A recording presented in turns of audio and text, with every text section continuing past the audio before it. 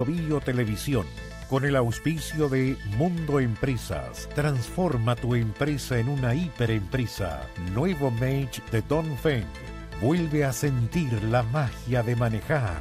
Libérate del estrés con Melipaz, tranquilizante natural de NOP Laboratorios, pinturas y adhesivos Lanco. Llegó la nueva forma de pintar con despacho en 24 horas. Presentan la entrevista de Tomás Mochiati.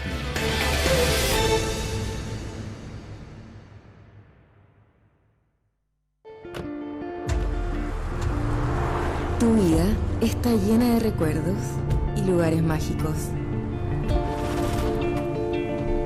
Nuevo Mate de Dongfeng. Vuelve a sentir la magia de manejar.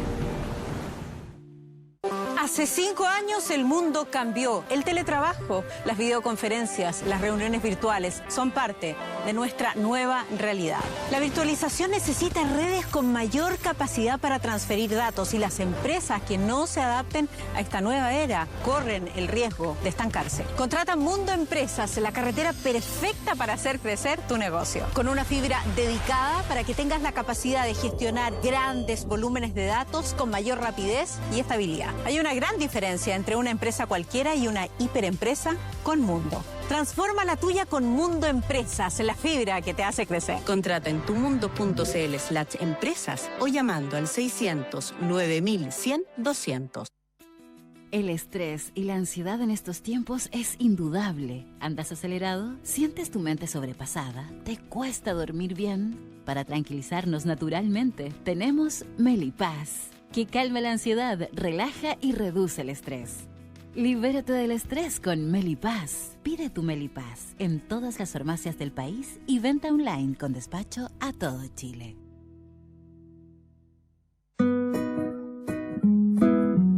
Ella le pone magia al color. Nos hace muy felices, compartimos nuestro amor. Ponle magia tú también, deja la imaginación volar. Que todo luzca hermoso como siempre está tu hogar. Mi mundo es mejor con Lanco.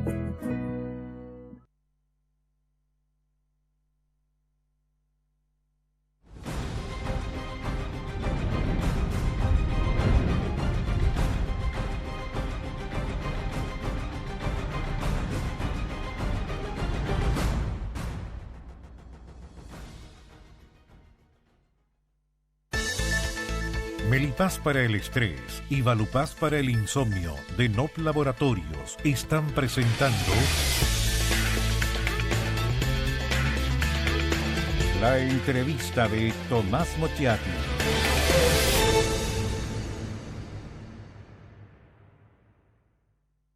Néstor Aburto los saluda en la entrevista de Tomás Mochiati en una edición que es muy particular porque sin lugar a dudas es una de las noticias del día.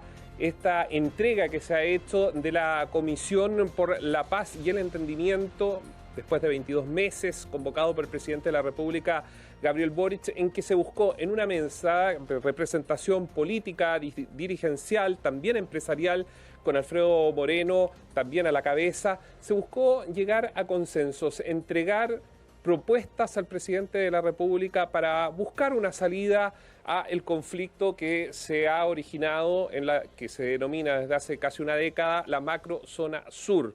Evidentemente, como telón de fondo, los ataques incendiarios, pero lo que la comisión ha apuntado es a las demandas de base, lo que ha pasado o las demandas históricas del pueblo indígena en esa zona. Y para conversar de ello, vamos a conocer los detalles, le vamos a preguntar. Uno de sus integrantes, exalcalde de la comuna de Tirúa, dirigente mapuche, miembro, como decía, de la Comisión para la Paz y el Entendimiento, Adolfo Villabur, que está en los estudios de Bio Bio acá en Santiago. ¿Cómo está, Adolfo? Muchas gracias por estar con nosotros hoy.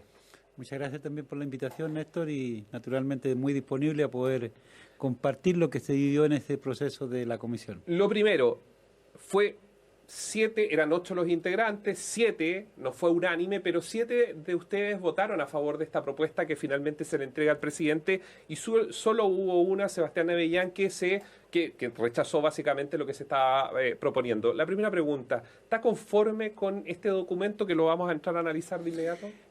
Sí, naturalmente concurrí con mi voto y soy uno de los 7 y por lo tanto estoy conforme con el resultado de ese acuerdo. ¿Qué va a pasar después? Eso ya ojalá el país lo tome y aquilete bien lo que ahí nosotros recomendamos. Y naturalmente hubo un disenso, nosotros nos autopusimos internamente como forma de llegar a acuerdo de que fuera de consenso, como la unanimidad. Y para eso dar una señal. Para dar una señal. Fue un buen método, creo que no me arrepiento de que hayamos tenido ese método porque nos obligó a acercarnos, porque si fuera por mayoría, naturalmente uno se relaja y puede ceder o no ceder ciertos puntos, y en ese sentido, en la última hora, Avellán se dijo que no estaba de acuerdo en general de todo el documento, pero participó en todo el rato, en toda su redacción permanentemente. Dentro de estas propuestas, usted me va corrigiendo, pero entendemos son cerca de 22 propuestas que se ponen sobre la mesa y que va desde el reconocimiento constitucional, que no es reconocimiento en sí a los pueblos, sino de la existencia del pueblo indígena previo, obviamente, a lo que es la República, ¿verdad? Bueno, precolombino. Ese es un acuerdo, es uno de los acuerdos que está ahí, pero es que es un acuerdo que no debería ser ninguna novedad porque en los 2 procesos constituyentes se debatió demasiado y después en el último hay un texto que es prácticamente el mismo que hoy día se propone también al país. No quisimos discutir, siendo ya hay un consenso político que se dio y no debiera haber gran dificultad en eso. Además, esa es una de las recomendaciones que yo creo que nos fue de tan complejo despacho en la discusión. ¿Y cuál fue el nudo principalmente? Entiendo que cada punto tuvo su propio afán, cada punto tuvo su propia dificultad. Lo primero que se tuvo a la vista es tener la disposición de comprender al otro. El otro que estaba al frente de uno, que nunca habíamos trabajado juntos en una misión como esta. La comisión para sesionar no se fueron de inmediato a lo escrito, sino fue entenderse. Primero escuchar. Ya. Primero escuchar, nosotros pudimos entrevistarnos, hay registros, digamos, de más de 5.000 personas que participaron en este proceso. El primero fue despliegue en las regiones, en las 4 regiones. Sesionamos en las 4 regiones, escuchamos a todas las partes, a las comunidades, a las víctimas de la violencia, a los particulares que se sienten afectados, a los sectores empresariales, pero también a los académicos, a los historiadores. Tuvimos 3-4 meses en esa etapa, escuchar. Y después que escuchamos, comenzamos nosotros a decirnos, a ver, pero después lo que ya escuchamos, ¿qué pensamos nosotros? Y ahí fuimos mostrando nuestras propias posiciones, nuestras convicciones que cada uno teníamos. Por lo tanto, ahí tuvimos que comenzar a comprender al otro que estaba en mi frente, que nunca habíamos hablado del tema, y que estaban dispuestos a hablarlo descarnadamente. Este fue como el espíritu, pero siempre con mucho respeto y altura de mira. Y respecto a las tierras, lo que nosotros lo que hemos conocido, ¿no? Previo al texto, sino en la construcción del mismo, hubo algunos debates que se generaron porque finalmente esto podría tener un costo para el Estado si nos vamos al terreno práctico, porque mucho de eso significa también que hay que, algunos hablan de una buena inversión para, más que comprar la paz, como han dicho otros, es simplemente una devolución, el pago, y para eso se necesita tener plata sobre la mesa. Algunos calculan 4.000 millones de dólares podría costar en cuanto a la devolución de tierra o el pago por esas tierras. ¿Ese fue uno de los nudos principales del debate? El tema de los recursos no fue un invento nuestro, ni fue tampoco un cálculo que nosotros hicimos por mutuo propio, fue a partir de toda la información que teníamos. Y tomando en consideración varios aspectos que hoy día es la realidad. La CONADI hoy día tiene un presupuesto que son 65.000 millones al año para gastar en materia de tierra. Y tiene más de 1.500 comunidades en lista de espera. Si uno hace una suma rápida, ahí saca una cuenta bastante cercana sobre los 3.000 millones de dólares solamente si tuviéramos que resolver la lista de espera. La lista de espera. Entonces, y luego más las que potencialmente pueden reclamar, más las otras comunidades que los están... que no tienen los títulos porque no que también están en el informe. Sí, entonces, eso lo leí. Uno si saca la suma total de todas estas variantes, no es que nosotros inventemos, es lo que efectivamente hoy día la CONADI con la ley indígena tiene comprometida para poder resolver el conflicto en materia de tierra. Entonces, pero si uno pone el acento en la plata, creo que distorsiona un poco el fondo. ¿Ya? Solo el ministro de Defensa, si no me equivoco, el año 2003 fue a dar cuenta al Parlamento que por un solo estado de excepción quincenal cuesta 300 millones de pesos, 300 mil millones de pesos creo, algo así. Esto puede que me equivoque. Pero si uno suma lo que cuesta hoy día poder administrar y poder tener la situación que tenemos, es mucho más plata de lo que uno podría imaginarse en la cifra que nosotros entregamos, solamente en lo que nosotros identificamos. O sea, usted dice, en vez de estados de excepción, de movilizar funcionarios policiales para resguardo y todo, es mejor dar solución a esto. ¿Y usted cree que resuelto ese punto se termina en sí el conflicto como lo conocemos? La propuesta que nosotros hacemos, y en la convicción que yo tengo, es un punto de partida, no de término, no de punto de llegada, porque esto es una propuesta que nosotros hacemos le entregamos al presidente hoy día, sí, como un gesto solemne, y el presidente tiene en sus manos hoy día las recomendaciones que usted ya la tiene a la vista en general, y después el país tiene que, a través de la presidencia, tendrá que tomar en consideración las recomendaciones. Si es que el presidente lo tiene bien, tiene que hacer una consulta indígena, que así lo contempla el 169, de poder hacer una consulta indígena porque se afectaría el tema de los derechos de los pueblos indígenas, si es que hay que tomar medidas distintas a las que hoy día tenemos. Y luego eso se tiene que ir al Parlamento, por lo tanto, la viabilidad o no ya no depende de nosotros los comisionados, depende del país. Depende del debate político en el Parlamento. De las comunidades que estén de acuerdo y luego también que el Parlamento aquilate la importancia del problema y que podamos dimensionar, no hacer nada distinto a lo que estamos hasta como estamos hoy día, es continuar con el problema.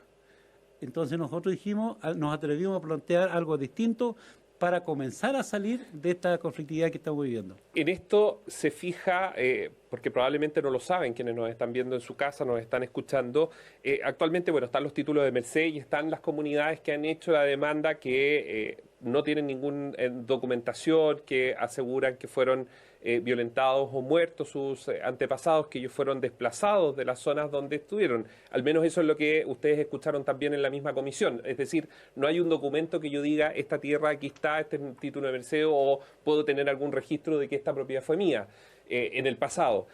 ¿Ustedes esto lo buscan resolver a través, o la propuesta es a través de un tribunal arbitral que correspondería, digamos, como una base donde poder ir a estas instancias a poder definirlas? Lo que pasa es que para poder hablar del tribunal uno tiene que entender todo el sistema completo. Lo primero, tenemos un problema, que la ley indígena con la actual institución que se llama CONADI está colapsada. Entonces, frente a eso nosotros proponemos un nuevo esquema en función de la ley indígena, en función de los títulos antiguos, en función de las tierras que no pudieron ser tituladas, especialmente en la zona norte de Malleco y en la zona norte de Arauco. Entonces nosotros dijimos, tenemos que ir más allá, proponemos en el documento la creación de una agencia de reparación, que no sea la CONADI que se hace cargo de investigar, de resolver todo. Entonces, que haya una agencia de reparación. Esta agencia se tiene que ocupar de buscar las tierras que sean necesarias y facilitar la posibilidad de devolución de tierra a las comunidades, siempre mediante compra, porque aquí hay muchos mitos que a veces conviene dejar claro, siempre con la voluntad expresa del particular que quiera vender. Así también llegaron a conversar las forestales también manifestaron su voluntad de ayudar a buscarle la solución a este problema, por cierto, vendiendo las tierras que las comunidades también puedan requerir y ellos estén de acuerdo, siempre hacer el mutuo acuerdo entre el particular y la comunidad si es que se da la voluntad del señor que quiera vender, digamos. Entonces, y el tribunal es al final de la o sea, se inicia este proceso y esto termina en este tribunal. Si es que es necesario, si porque prácticamente los temas ya residuales deberían llegar al tribunal, porque se supone que antes está la agencia de reparación y todo el proceso que tiene que crearse en el Parlamento para poder... la institucionalidad de esa agencia, claro. Entonces, el tribunal debería ser como la última ratio de buscar solución a un problema que no tuvo solución en lo inmediato, en la institucionalidad que van a ser, se supone, creada a partir de estas recomendaciones. ¿Banco de tierras que se habló en algún momento? Adolfo. Es que la agencia va a tener esta batería. ¿Cuál sería el banco de tierra, entre comillas? Porque la gente se imagina una cosa del banco de tierra, una cuestión bien particular en función de las finanzas. En fondo, tener un registro de las ofertas de tierra que ya tiene la CONADI, que hoy día son alrededor de 54.000 hectáreas, que ya la CONADI tiene hay particulares que le iban a ofrecer, pero no tienen la plata para comprar. Luego, las tierras que pudieran también disponer las forestales mediante venta, las tierras que tenga el Estado, y también las tierras que en un momento determinado, una vez que se promulgue la ley, habrá un espacio para que los particulares que quieran vender pongan a disposición para la venta con el Estado. Esos serían entre comillas, el banco de tierra que permitiría a la agencia de reparación para poder ofrecerle a las comunidades que estén reclamando derechos de reparación en materia de tierra. Hay varios temas que están directamente ligados con lo que se le ha entregado al presidente de la República. Le vamos a preguntar obviamente a Adolfo Villabur al regreso de esta pausa, como también respecto a los hitos de la violencia, desde el punto de vista de quienes han sido representantes de la coordinadora Arauco Mayeco, como Héctor Yaitul, que ha cuestionado estas instancias de diálogo con el Ejecutivo, todo eso y más al regreso. Melipaz para el estrés y Valupaz para el insomnio de NOP Laboratorios están presentando la entrevista de Tomás Mochiati.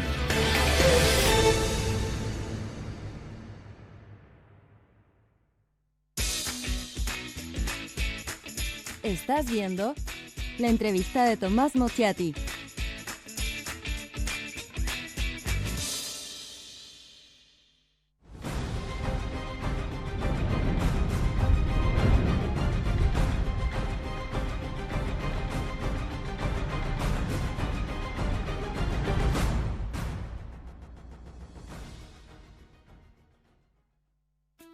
El estrés y la ansiedad en estos tiempos es indudable. ¿Andas acelerado? ¿Sientes tu mente sobrepasada? ¿Te cuesta dormir bien? Para tranquilizarnos naturalmente, tenemos Melipaz, que calma la ansiedad, relaja y reduce el estrés. Libérate del estrés con Melipaz. Pide tu Melipaz en todas las farmacias del país y venta online con despacho a todo Chile.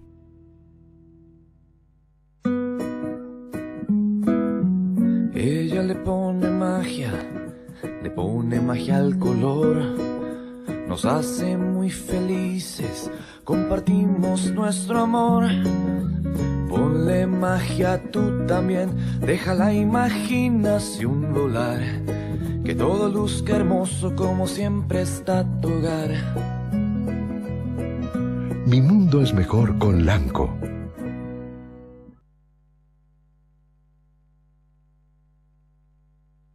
Hace 5 años el mundo cambió. El teletrabajo, las videoconferencias, las reuniones virtuales son parte de nuestra nueva realidad.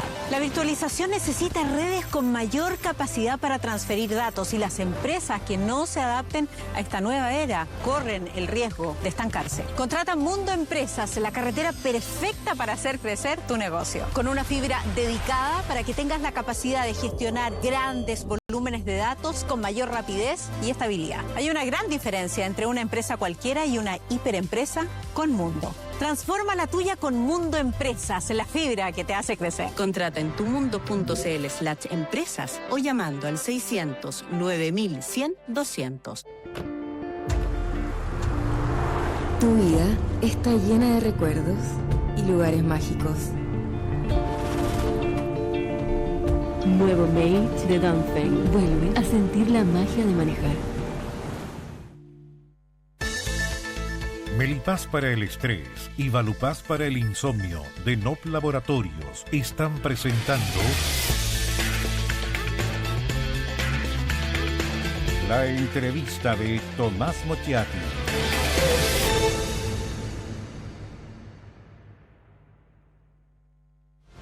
$22 meses, cerca de 5.000 personas las cuales expusieron frente a la comisión, una comisión donde, ya lo decíamos, no solo estaban los políticos, ¿no? La clase política dirigencial, como los senadores Huenchumilla o Aravena, que representan a la región de la Araucanía, parlamentarios también que formaron parte de esta mesa, sino dirigentes políticos, y uno de ellos, dirigentes de comunidades mapuches, que fue alcalde de Tirúa, por cierto, conoce muy bien su zona, Adolfo Villabur. Antes de ir a la pausa, le mencionaba respecto a estos diálogos, estos conflictos que podrían haberse generado porque eran distintas miradas. Usted decía hubo mucho diálogo con historiadores y otros para entender la magnitud de esto. ¿Hay un punto el cual a su juicio demoró más tiempo en llegar a un consenso entre todos los integrantes de la comisión? todos los puntos tuvieron su afán, pero yo creo que el principal punto fue el controversial, por el tema de la tierra. Ese fue el más difícil de poder darle una forma de que finalmente se creara la agencia y que finalmente también y al final del túnel, si es que no hay resolución de parte de la agencia y todos los mecanismos anteriores, el tribunal. Ese fue, diría yo, y la fuente de dónde podríamos sacar las posibilidades. Sobre todo el financiamiento. Es que el financiamiento ya no es tema de nosotros, digamos. El país tiene comprometido las cifras que está entregada ahí, no es una creación de la comisión, nosotros dimensionamos lo que hoy día la CONADI tiene comprometida. Es el estado de arte respecto a... ¿Y sabe cuánto tiempo, Néstor? ¿Cuánto? Si uno saca la cuenta, que son a razón de 15 comunidades al año, las compras que con el presupuesto que ha tenido históricamente la CONADI, 130, 140 años de plazo tendríamos en este conflicto, así como están las cosas. Si no hay cambio de regla del juego, 140 años nosotros estaríamos sometidos a esta presión, a este conflicto, que por lo menos yo viviendo allá no me gustaría que siguiera. Antes de pasar a lo que probablemente muchas de las personas se preguntan en qué momento le va a decir sobre los hechos de violencia. Antes de eso, para quienes hemos tenido la suerte de conocer, por ejemplo, su comuna, la comuna que usted dirigió, que es Tirúa, pero también Cañete, y por el otro lado, Los Sauces, Traiguén, en fin, son comunas que a ojo de buen vecino, están las cifras, pero a ojo de buen vecino se han ido empobreciendo, que en los últimos 15 años, y usted puede dar fe de ello, uno se podía ir de vacaciones a Contulmo, habían hoteles, podía comprar, no sé, mermelada de la que usted quisiera, porque habían comunidades que se ponían en la carretera a vender, y hoy día se ven comunidades o una zona deprimida. Insisto, esto a ojo de buen vecino, están las cifras, uno podría tener datos de las cifras, pero solo pasar por el lugar se percibe eso. Usted está en lo correcto, yo creo que negar eso sería no querer ver la realidad de que estamos viviendo nosotros, lo que vivimos en el Gualmapu, no solamente en esa zona, en general en la región de la Araucanía y las otras regiones, tienen un atraso de inversión privada, pero sobre todo de inversión pública. Hoy día hay proyectos que están aprobados por los órganos del Estado, 4, 5, 10 años, y nadie quiere ejecutar las obras porque ningún privado quiere invertir sus recursos para poder ejecutar una obra de un camino, de una escuela. El propio municipio de Tirúa tiene un edificio aprobado hace como 8 años y nadie quiere hacerse cargo. Y cuando llega una empresa que normalmente son empresas fantasmas que terminan dejando las obras botadas. Entonces estamos viviendo una tragedia que no se imagina la gente, que es terrible vivir en las condiciones de esa manera, pero tiene una dimensión histórica esto. O sea, yo lo decía hace un rato atrás, los mapuches comenzamos a sufrir de 1860 en adelante. De ahí para acá venimos sufriendo, de 1860, cuando el Estado chileno con su ejército cruzó la frontera y nos arrinconó y nos quitó las tierras y lo despojó, y todo lo que los mapuches tenemos muy bien guardado en nuestras memorias. Y esto de que comenzó a poner compleja la situación a partir de 30 años atrás también, cuando toda la población comienza a sufrir. Entonces, cuando hay una realidad que es dura, que todos los sectores sienten que lo están pasando mal, tanto el privado, tanto el particular, el campesino pobre, todo el mundo lo está pasando mal porque estamos estancados. Y por eso yo estoy disponible, vine a colaborar con esta comisión, porque yo quiero que esto no siga sucediendo. ¿Y esta comisión ayudará?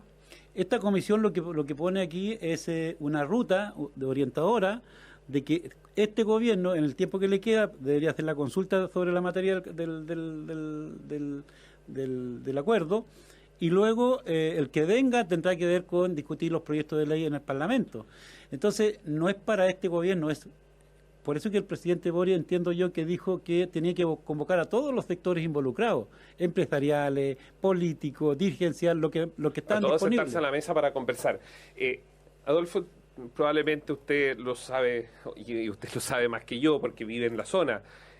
La CAM fue una organización estructurada, funcional, que tenía un discurso político, ideológico, y que a la vez tenía actos de lo que se llamaban actos de sabotaje, que eran específicos, puntuales, y que generaban mucha distorsión desde el 1 de diciembre de 1997 en adelante.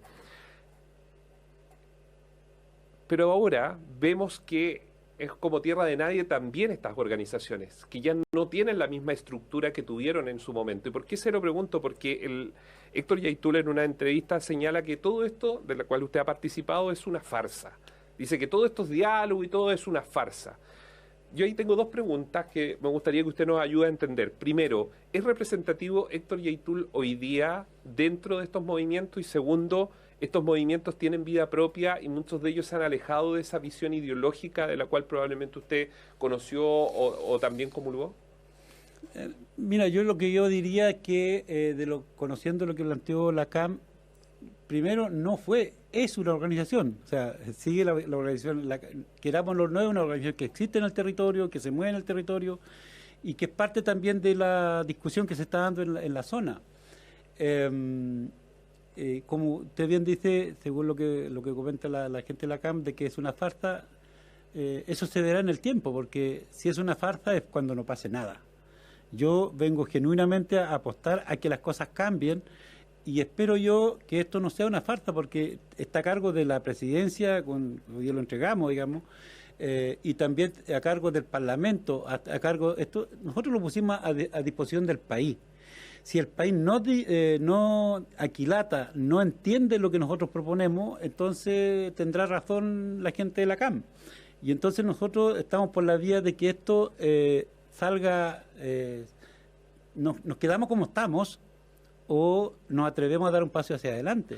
Pero se lo pregunto porque al final del día, si uno observa las declaraciones, también lo que usted mismo en entrevistas dijo en el proceso, está Alfredo Moreno, la pregunta que yo creo que se están haciendo muchos, y espero representar esa pregunta, es, ok, damos pie a esto, la clase política comienza, supongamos que ocurre algo magistral y la clase política comienza a entender y se unen en base a estas propuestas.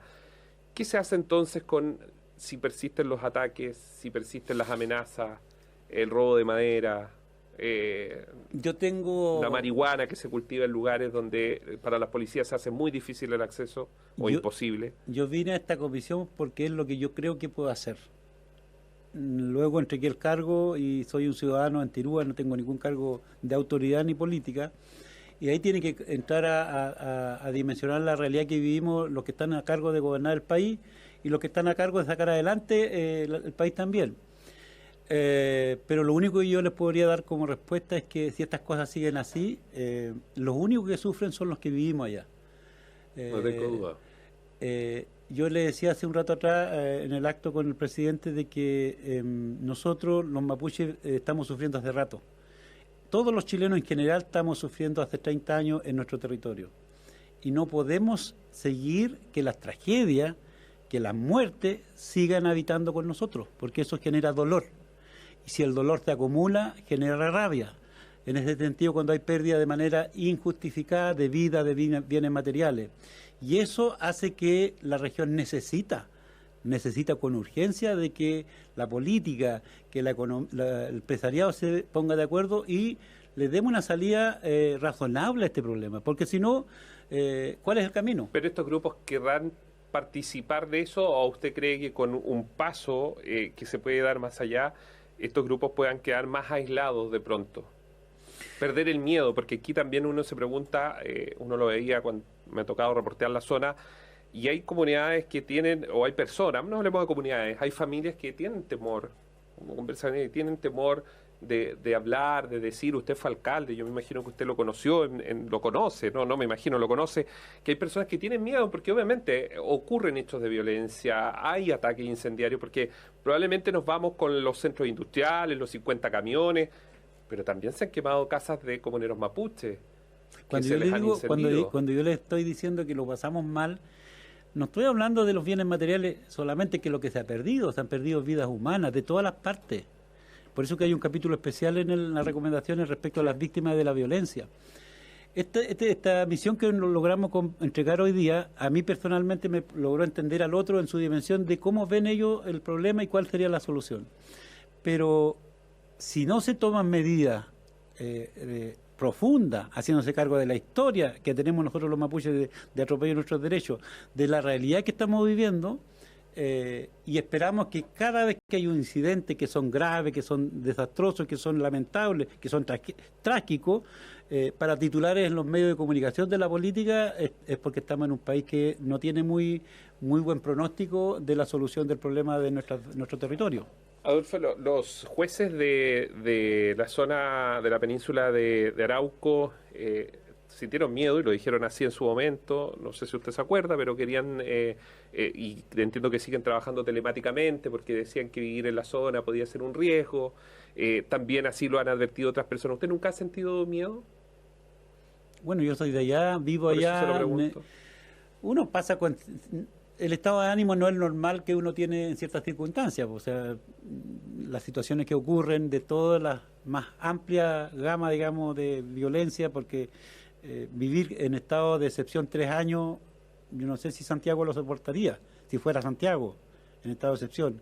Vivir con los hechos que se notifica uno por los medios de comunicación, que son graves, altera nuestro estado de ánimo de cualquier ciudadano que viva en el territorio. Por eso que yo creo que esto nos beneficia. Estas recomendaciones que aquí tengo no beneficia a los mapuches, beneficia al territorio, porque también necesitamos vivir en paz, pero no se puede vivir en paz si no hay comprensión, si no hay entendimiento previamente.